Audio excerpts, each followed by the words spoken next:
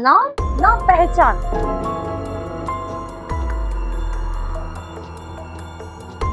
फिर भी बने दिलों के भगवान।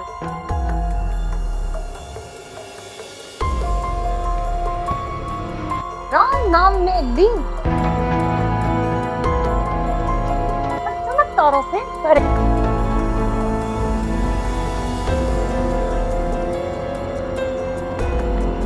नमस्कार दोस्तों, मेरा नाम है ज्योति चौहान और आप देख रहे हैं लर्निंग लेगेसी चैनल, जहां हम लेके आते हैं भारत की आध्यात्मिक विरासत को और संतों की प्रेरक गाथाओं को, जिससे कि हमें मिलती है प्रेरणा। आज की हमारी प्रस्तुति समर्पित है उस संत को जो पूरी दुनिया को ये सिखा गए कि सबसे बड़ा धर्म है प्रेम, नीम करौली बाबा। नीम करौली बाबा का जन्म उत्तर प्रदेश के अकबरपुरा गांव के एक ब्राह्मण परिवार में हुआ था और बचपन से ही वो कैसे थे, धार्मिक प्रवृत्ति के थे। उन्होंने बहुत ही कम उम्र में अपने घर को त्याग दिया था, क्योंकि उनकी जो प्रवृत्ति थी वो धार्मिक प्रवृत्ति थी और वो धार्मिक प्रवृत्ति के रहते हुए क्या था, वो संतों के सानिध्य में रहना चाहते थे। तो उन्होंने अपने गृह को त्याग दिया था। लोग उन्हें लक्ष्मण दास नाम से जानते थे, लेकिन नियति को कुछ और ही मंजूर था। एक बार की घटना है कि नीम करौली बाबा क्या होते हैं, एक ट्रेन से यात्रा कर रहे होते हैं। जब वो यात्रा करते हैं तो यात्रा के दौरान क्या होता है, टीटी उनसे टिकट मांगता है। लेकिन आपको पता है ना, जो संत होते हैं, जो साधु होते हैं, वो क्या करते हैं, कहीं पर भी यात्रा करते हैं तो वो टिकट नहीं लेते हैं। तो उस पर टीटी को गुस्सा आया और उन्होंने क्या किया, उनको ट्रेन से नीचे उतार दिया।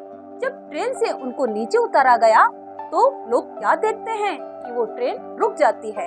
जब ट्रेन रुक जाती है तो टीटी और जो ट्रेन का ड्राइवर है वो पूछते हैं कि ऐसा क्या हुआ जो ट्रेन रुक गई।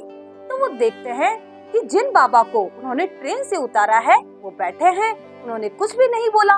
लेकिन टीटी और जो ड्राइवर होता है, ट्रेन का जो चालक, वो समझ जाता है कि बाबा से हमने जो व्यवहार किया उसी का नतीजा है कि हमारी ये ट्रेन नहीं चल रही है। तो वो क्या करते हैं, टीटी और जो ट्रेन का जो चालक है वो बाबा से माफी मांगते हैं। और जैसे ही बाबा ट्रेन में चढ़ते हैं तो ट्रेन क्या होती है, फिर से चल पड़ती है। तो यहीं से बाबा के चमत्कार शुरू हो जाते हैं और बाबा का नाम पड़ता है यहाँ पर नीम करौली बाबा। कहते थे सबसे प्रेम करो और भगवान का नाम जपो।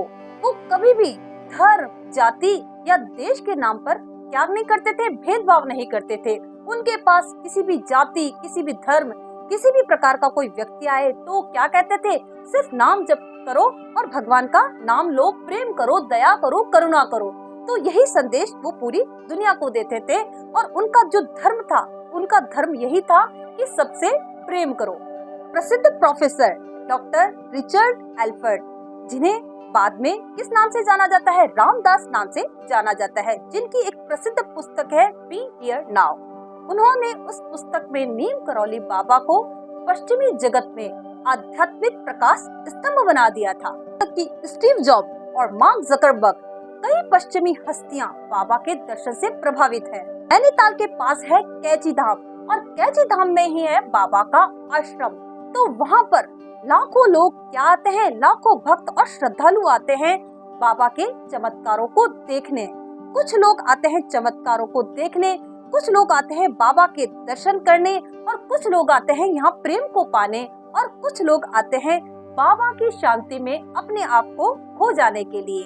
तो कुछ लोग यहाँ पर क्या करते हैं, अपनी श्रद्धा और भक्ति को परिपूर्ण करने आते हैं। बाबा का देहांत 1973 में हो जाता है, लेकिन जो बाबा के सच्चे भक्त हैं, सच्चे श्रद्धालु हैं, उनका मानना है कि बाबा आज तक भी उन्हें महसूस होते हैं। उनकी श्रद्धा में, उनकी भक्ति में, उनके विश्वास में, जहाँ भी उनकी श्रद्धा होती है, विश्वास होता है, जहाँ धर्म की बात होती है, वहाँ क्या होता है, बाबा नीम करौली उनके बीच में जीवित है।